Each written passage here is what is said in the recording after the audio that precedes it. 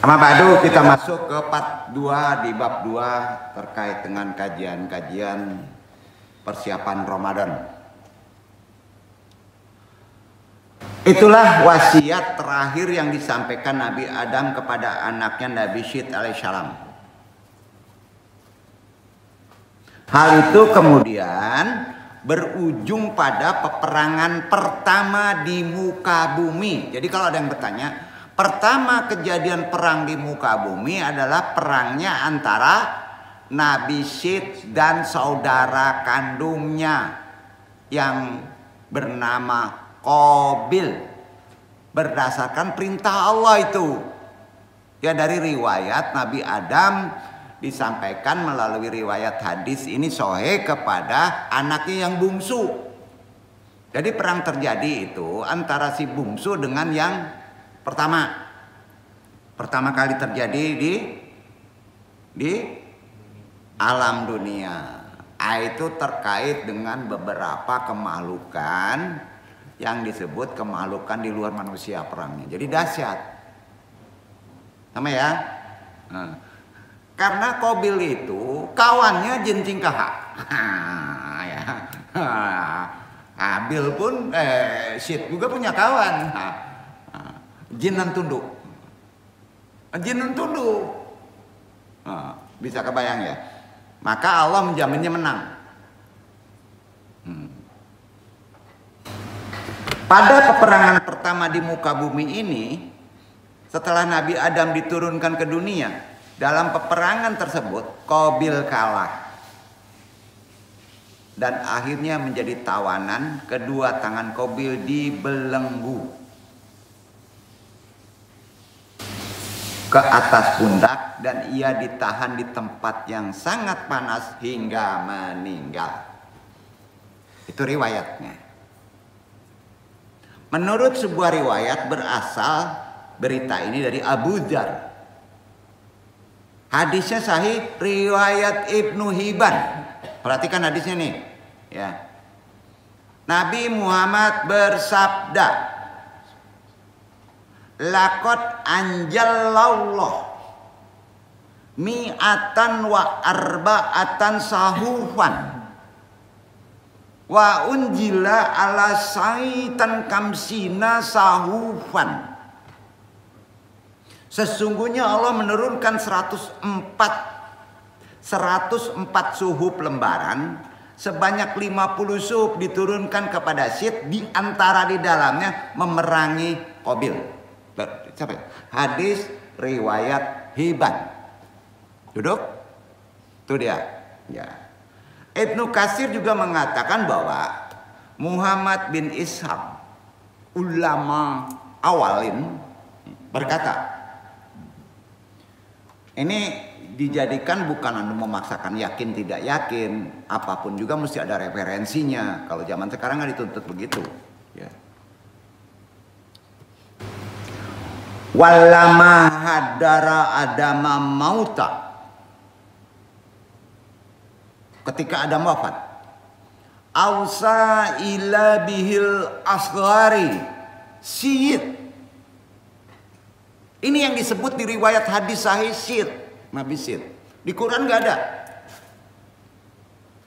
Wa alamahu awqatil laili wan nahari wa alamahu adamu idan ala ibadata fi tilkil awqati wa akhbarahu annahu sayakunu ba'da dalika ahsarun. Artinya, ketika Adam hendak wafat, beliau berwasiat kepada putra bungsunya Syed dan mengajarkan kepadanya waktu malam dan waktu siang. Adam juga mengajarinya ibadah pada waktu-waktu tersebut dan memberitahukan kepadanya akan terjadi angin topan setelah itu. Itulah peperangan. Sampai? Isi suhuf Nabi Syed menerangkan seputar dalil-dalil Allah, fardu-fardu, hukum-hukum sunnah-sunnah syariat-syariat, dan yang paling penting batasan hukumnya yang boleh diketahui dan tidak diketahui. Itu kekuatan di Minang sebetulnya. Maka buniannya bisa dibuka dan tidak bisa dibuka bagi ahlinya. Duduk. Maka di Minang pertama kali ajaran Islam masuk, kaitannya erat sekali dengan Nur Hakikat Muhammad. Karena penjaga Nur Hakikat Muhammad ini Nabi Syed alaihissalam. Nabi Syed kemudian membaca isi kandungan suhuf yang diterimanya dan mengajarannya kepada murid-muridnya, di antaranya kepada si bungsu tadi, Rajo di Rajo. Keturunan itu. Itulah yang disebut Rajo di Rajo. Kalau di Tambo Minang ya itu sering disandarkan kepada Rajo Minang awal. Beliau anak bungsu Syed. Iskandar the Great Dzulkarnain disuruh merantau ke wilayah Malaya. Nah gitu. Akhirnya mencogok di Gunung Merapi, Sakadang Teluiti, gitu kan. Nah, gitu. Yang diajarkan tadi sunah-sunah, syariat-syariat, batasan hukumnya. Nabi Syed kemudian membacakan isi kandungan suhuf yang diterimanya, mengajarkan kepada umat-umatnya, termasuk umat-umat yang berserak dari Nabi Adam. Terdapat 16 nasihat yang diucapkan oleh Syed bin Adam supaya seseorang memiliki kualitas dan bisa mengunggulkan diri adalah menguasai alam, bukan menundukkan. Bersahabat dengan alam adalah sebagai berikut. Wahid pertama langsung ya. Ada 16. Di kita ini ada 16 karakter kita. Pertama, arfullah wa malaikatahu wattiyau. Mengenal Allah, para malaikatnya, dan menaatinya. Harus ada di kita. Ya, kenali Allah. Jangan Allah aja, marifatullah. Tapi kenali malaikatnya. Baik yang ada di individu pribadi, itu disebut kodamun. Ada bisikan baik pada diri manusia. Jadi di orang Minang itu ada behit. Penjaga kebaikan. Abahit antum siapa? Malaikat antum siapa? Bahasa syariatnya. Kodam kamu siapa? Ada namanya. Maka ada ajaran tasawuf lama, ada yang disebut nama ruh. Nah ini yang sering diperdebatkan. Duduk nggak? Pernah? Ada ulama kita menghebohkan ini. Lah yang nyambung lah. Itu manasak dulu. Tapi ada tidak boleh dijabarkan seperti biasa. Kacau nanti. Betul kan? Nah, kitabnya aja sulit nyarinya. Anung tunjukin kepada dunia lain juga. Karena ini kan di-share. Ya. Antum udah tahu? Behiti antum. Itu yang mesti dicari. Kalau itu tahu berarti antum mengenalnya. Mengenal Allah aja jelas berat. Karena nggak bisa mencontoh alakullah. Hanya sebagian pun sulit. Betul kan? Maka penghubungnya kenali yang membisikannya. Itulah guru antum. Orang sering menyebut bahasa lamatnya kodam katanya. Malaikat tuh. Ruhul Kudus bahasa kerennya. Itu di pertama. Anu nggak akan mencuraikan satu-satu. Itu yang pertama. Yang kedua silakan tangkap, silakan. Karena kekuatan akliyah pada orang-orang runut Melayu lama dong son itu kuat. Silakan dijabarkan oleh kepikiran. Tapi kalau nggak mampu, imani saja dulu. Itu adab. Ya. Yang kedua, alistima'u wa ta'atu li awamiril hakimir rahimi alladzi ja'alahullah khalifatan fil ard wa makanahu min hukmil ardu wa ibadihi. Mendengarkan, menaati perintah raja. Taati. Raja ini bukan penguasa. Raja yang ada di kamu siapa? Siapa? Badan kamu yang bisa hidup siapa? Akal asli. Bukan akal ini. Taati. Nah, ilham kaitannya. Karena itulah tempatnya Allah dan Allah menyayanginya. Yang telah diangkat Allah sebagai khalifah itu yang menaati qalbun antum. Itu yang diangkat khalifah di muka bumi dan mengusahakannya untuk memerintah negeri dan hamba-hambanya. Baru menang tuh. Duduk. Itu yang kedua. Dijabarin juga yang kedua nih. Yang ketiga ya. Yang pertama arfullah wa malaikatahu waqti'au. Yang kedua suhub dari Nabi Syed nih. Terahnya masuk sini. Berarti kita dapat ya. Satu Tra Jawa ada itu. Suhubnya kan Nabi siapa? Bisa Idris. Duduk kan? Bisa begitu. Jadi bukan satu tempat, itu bisa ke Eropa, bisa ke Tamil, bisa ke Afrika. Nah itu berat Nabi nasab tuh. Kalau nggak ada korelasinya repot. Ya. Maka sering orang ngapanya bid'ah dolalah. Ya. Yang kedua, limasta'u wa ta'atu li amarihi hakimi rahimi alladhi ja'alahullah khalifatan fil ard wa makanahu min hukmil ardu wa ibadihi. Itu yang kedua. Yang ketiga, kun jayidan likilal walidaini. Hati-hati. Walidaini tahu kan? Berbuat baiklah kepada kedua orang tuanya. Enggak disepelein. Enggak boleh. Kedua, bukan ibu bapak aja. Keduanya. Kalau enggak boleh ke ibu, ke bapak juga gitu. Wah, kok indah apanya dibawa berdebat. Namun itu kena di kita. Ketiga, kun yazidan likilal walidaini, itu yang keempat. Kum bitanfid mahu ma'ruf hasab kuduratik. Melaksanakan yang ma'ruf berdasarkan kemampuan yang antum miliki.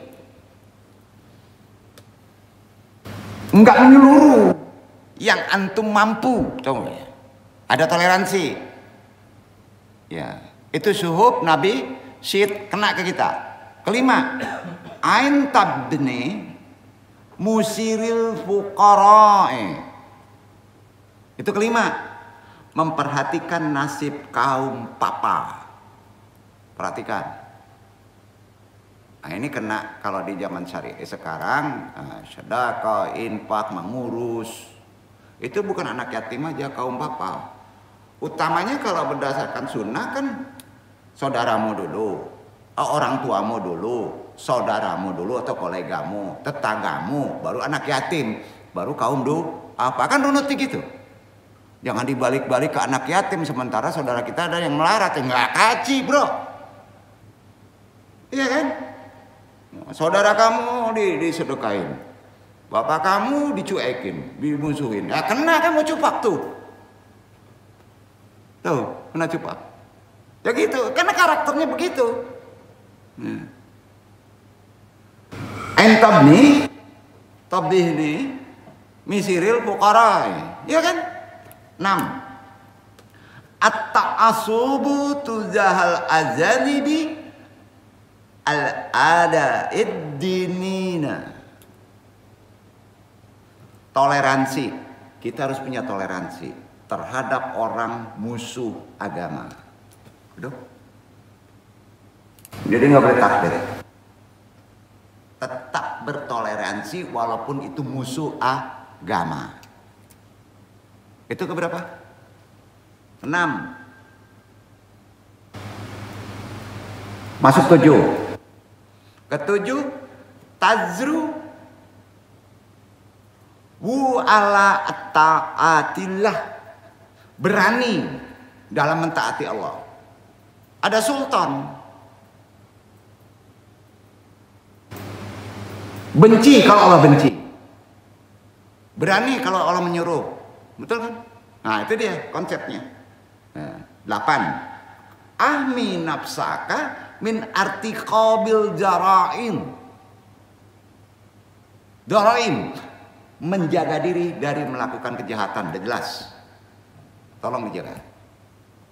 Ini kesifatannya dikuatkan kepada yang sifatnya batin. Nawaitu. Wah, minang. Doa nayat jelek itu sering makbul.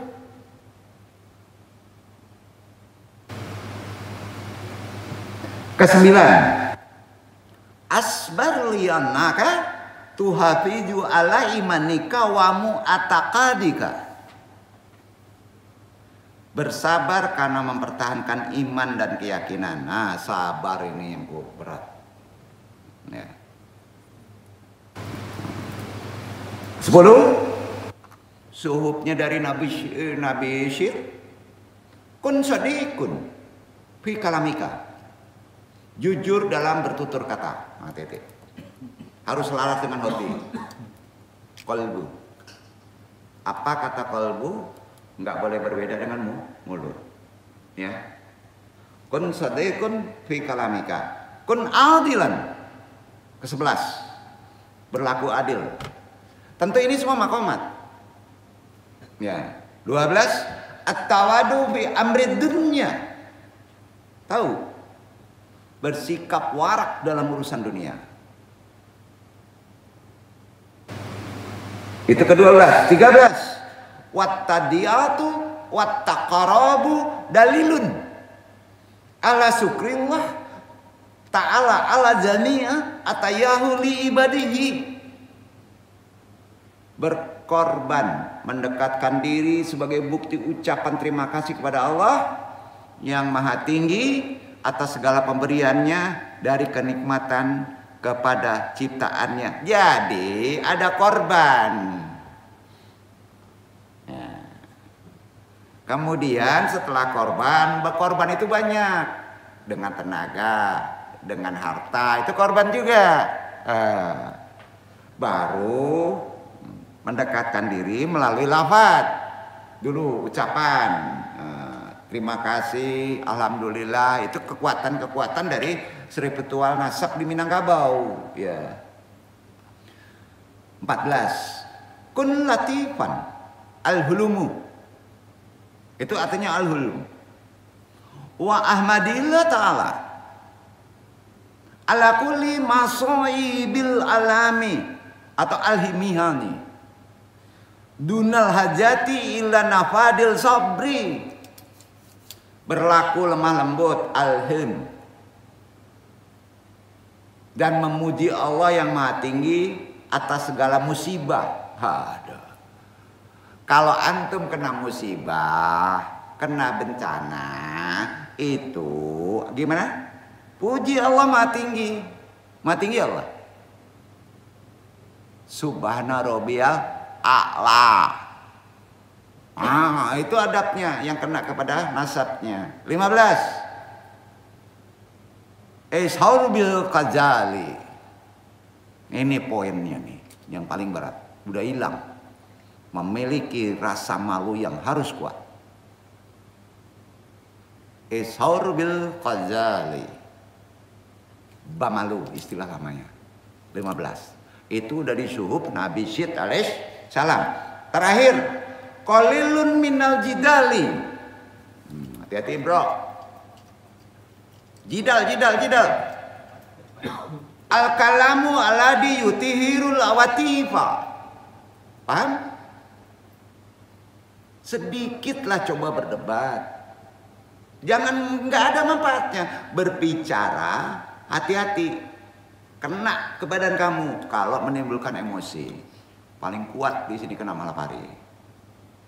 Konsepnya bejidal, ya, berbicara, mengeluarkan emosi.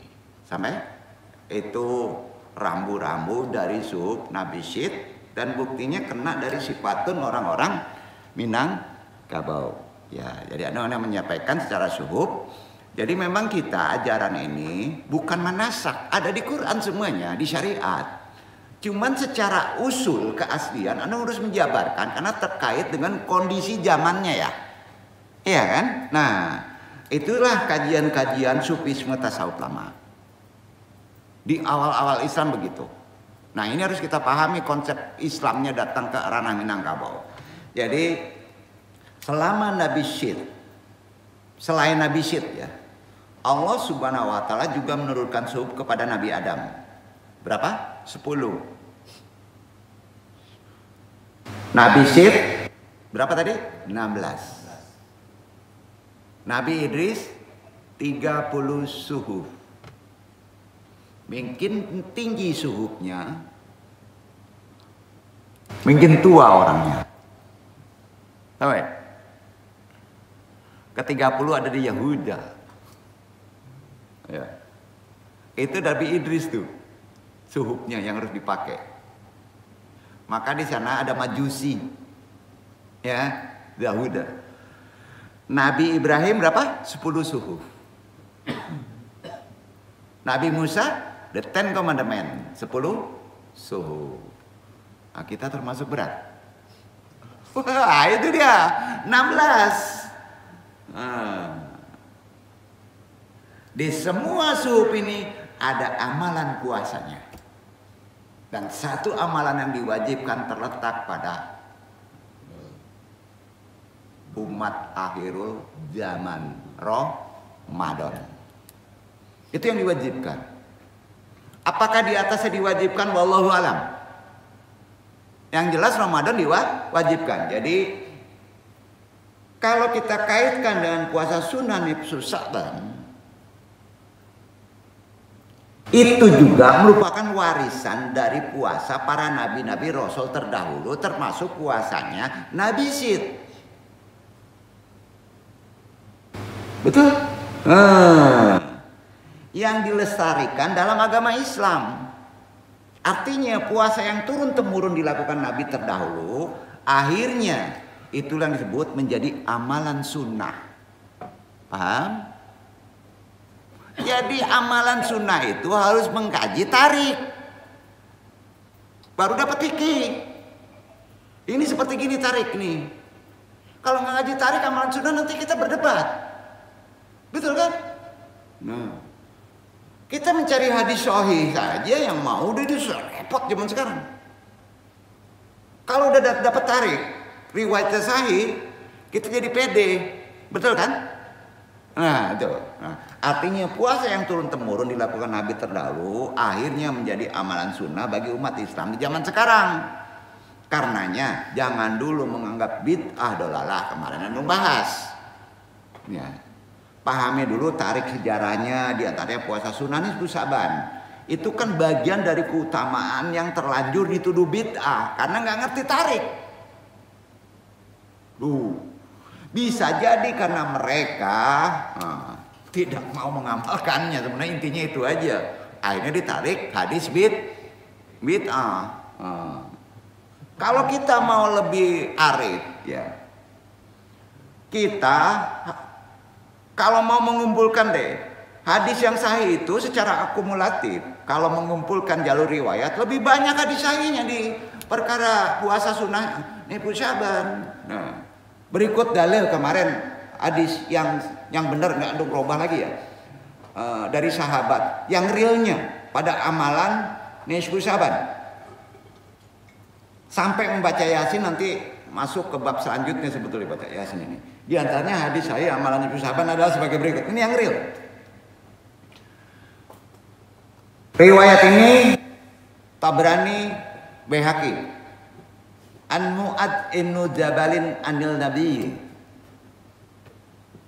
Qala yattaliya Allahu azza wa jalla ala qalqihi lailatan nifsu min sahbana fa yakfiru li jami'i qalqihi ilali musrikin au musahainan. Dari Mu'ad bin Jabal, Rasulullah SAW bersabda, sungguh Allah memperhatikan hambanya dengan penuh rahmat memperhatikan namanya itu dengan penuh rahmat pada malam nisfu Syaban. Kemudian ia akan mengampuni semua makhluknya kecuali orang musyrik dan musyahin, orang munafik yang menebar kebencian antara sesama umat Islam. Itu persoalannya. Kok di Syaban dijedot-jedotin puasanya. Hadis riwayat Tabrani Al-Baihaqi. Anda bukan mencari permasalahan, penjelasan ilmunya. Semuanya kan harus diilmui. Iya kan? Nah, para ulama ahli hadis itu menyebutnya sahih, diantaranya Al-Hafidz Al-Haythami. Ini ada juga bukunya Majma' Al-Jawaid bab 3 395. Juga Syekh Albani yang Syekh akhirul zaman ini Silsilah Asyahihah bukunya membuka juga perkara hadis amalan Ibnu Syaban di halaman 135 bab 2. Juga ada atsar sahabatnya, dong kuatkan lagi. An Ibnu Amir qala kamsu layalin latiriudi fihina ad-du'a lailatul jum'ah wa awalu lailatin min razaba wa akililatun nifsu min sahbana wa lailatil aid. Iya kan? Ibnu Umar kan ngomong nih sahabat, 5 malam doa, ada 5 malam doa tidak akan ditolak, amalkan. Malam Jumat, malam pertama Rajab, malam pertengahan Nisfu Syaban, dan 2 malam hari raya. 5 tuh. Jelas kan? Nah, kenapa nggak mau ngamalin? Nah, jadi udah jelas ini semuanya, sandaran dalilnya sampai ke atsarnya, hadis sahihnya. Itu yang realnya aja, itu banyak tuh kalau mau dikumpulin hadis perkara Nisfu Syaban. Jadi Anda meluruskan dari yang beredar di luar ya. Dunia ulama Mbak Gogol ini udah boleh keramai kan ya. Ya gitu ya. Dalam kehidupan manusia kita jabarkan tarbiyahnya terkait puasa dan persiapan kita dan kaitannya dengan amalan-amalan daripada nasab dan tarik sejarah. Dalam kehidupan manusia tidak ada yang berjalan mulus. Ada? Enggak, karena dunia adalah cobaan. Tanpa adanya ujian dan cobaan, pasti ada cobaan. Ketika kita mendapatkan ujian kehidupan seperti musibah, sakit, kesulitan, penderitaan dan lain-lain, maka kunci induknya sabarlah, kan gitu. Ini nggak semudah itu sabar, karena sesungguhnya bersama kesulitan akan datang kemudahan. Di mana ada kesulitan akan datang kemudahan. Amalan waktunya kapan? Syaban gaya Daud, pertengahan. Paham? Syaban ala Daud. Gini, setelah pertengahan, kalau antum diuji 11 bulan, kesulitan gak ketemu, berarti antum pertengahan Syaban sampai masuk Ramadan tidak mengamali seling-seling. Riwayatnya jelas nih. Di situ ada kaitan sabar. Dalam kesulitan akan datang kemudahan, yakin? Perlu amalan. Bukan di Rajab tuh. Itu di Syaban karena bulan selawat. Paham ya? Ya. Disinilah kalau kita paham kemuliaan dari amalan persiapan memasuki bulan Ramadan, khususnya pada amalan itu Syaban. Bukan gak ada rahmat di amalan-amalan sekarang. Apalagi masuk Ramadan puasa akan lebih berbeda. Ya kuncinya tadi kan disebut sabar. Coba renungi lebih dalam lagi. Antum renungi lebih dalam lagi. Jadi nggak salah ya, perenungan ini mesti antum pakai Al-Insyirah 5 dan 6. Antum yang baca ya. Al-Insyirah nih suratnya. Inna ma'al usri yusra. Terus faiza faraqta fansab. Sesungguhnya bersama kesulitan ada kemudahan. Selanjutnya, sesungguhnya bersama kesulitan ada kemudahan. Paham?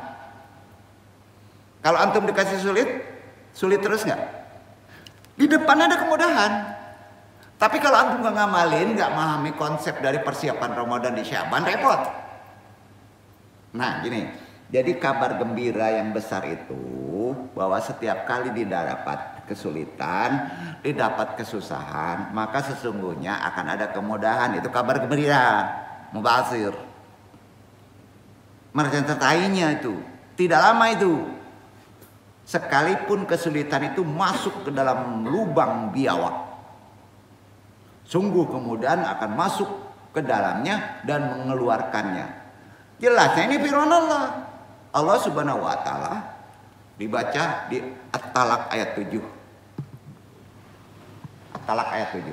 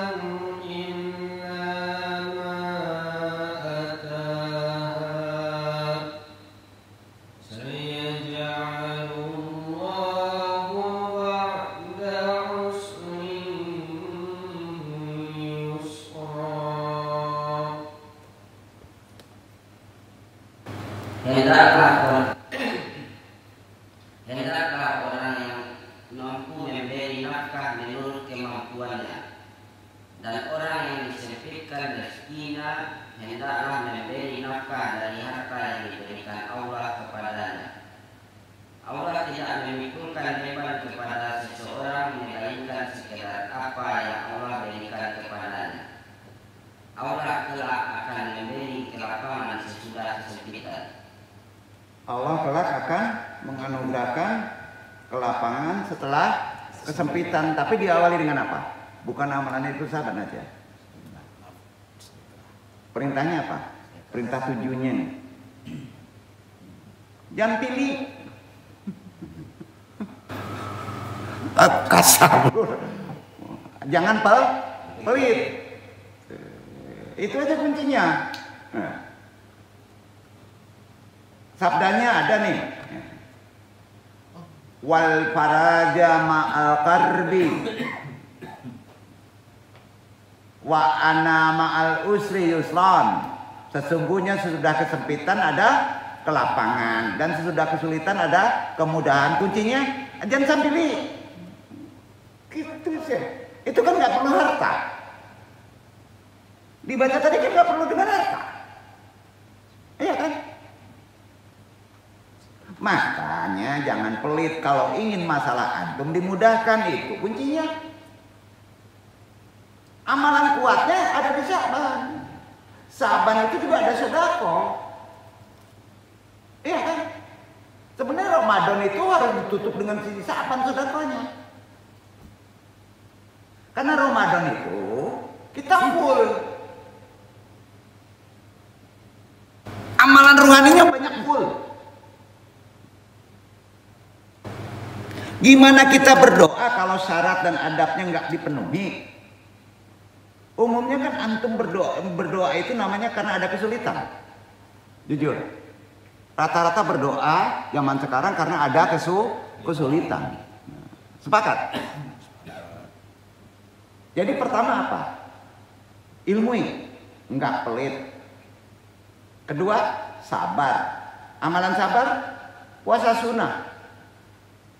Doa juga, ya, kan ada masalah. Ya, doa nih.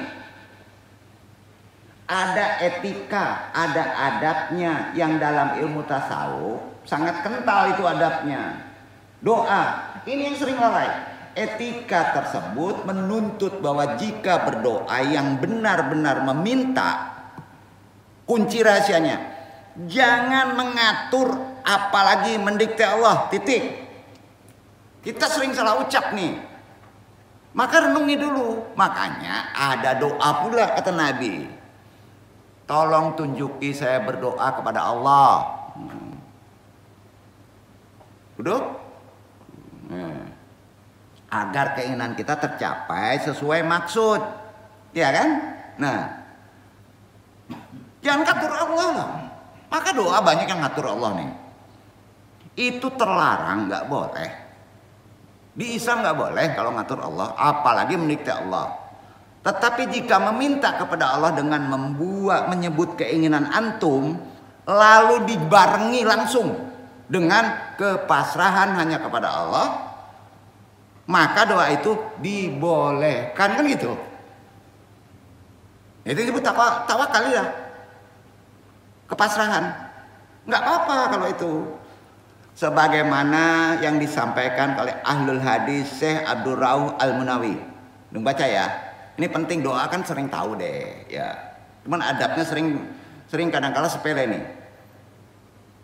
Ngambil doa itu yang paling mudah itu memang manyene di Quran, manyene di hadis. Kan gitu ya. Betul. Tapi hati kan kadang-kala nggak berbohong. Diatur Allah. Ya. Gitu ya. Ini tasawuf nih, adabnya nih, at-tadbiri, ayin naziri fi awaq bil infaqi, wahadahal layu arridu kaulas sufiyati, araf nafsaka minat tadbiri, famakoma bihi gairuka anka latakom bihi linapsika. Madaka ila lianal kalama huna fi tadbiri sahbihi tafwidun wa kalamuhum fi malaya sahbuhu. Itu dia adabnya secara tasawuf. Berdoa pakai tuh manajemen. At-tadbiri itu manajemen. Artinya pertimbangan akibat pengeluaran. Dan hal ini tidak bertentangan dengan pepatah tasawuf. Itu tadbiri manajemennya. Bebaskan diri antum dari mengatur apa yang dilakukan orang lain atas nama Anda. Ketangkap? Ulang. Bebaskan diri antum dari mengatur apa yang dilakukan orang lain atas nama antum atau Anda. Jangan lakukan sendiri. Hal ini hanya karena pidato di sini adalah tentang, atau dakwah di sini pendampingannya yang merupakan amanah begitu. Karena ada hak orang lain dan perkataan mereka tentang apa yang tidak menyertai mereka masih berat. Tasawuf, konsep pemahaman epistemologinya. Maknanya gini, tadbir itu mengatur akibat daripada pemberian, maka disebut manajemen. Itu tadbir. Hal ini tidak bertentangan dengan perkataan para ulama sufi, di antaranya ahlul hikmah, yaitu Syekh Ibnu Athaillah. Beliau berkata begini, Anna nafsaka istirahatan minat tadbiri idra'at tartibati fal asya'u allati sanahallah liyaka La tazallaha linafsika. Istirahatkan dirimu dari tadbir, melakukan pengaturan-pengaturan, istirahatkan. Maka hal-hal yang telah Allah lakukan untukmu, jangan engkau turut mengusirnya untuk dirimu. Masih berat juga tuh, tapi udah ketangkep dengan kalam hikmah tadi. Sebab yang namanya tadbir yang dibolehkan jika disertakan kepasrahan hanya kepada Allah saja. Tuh.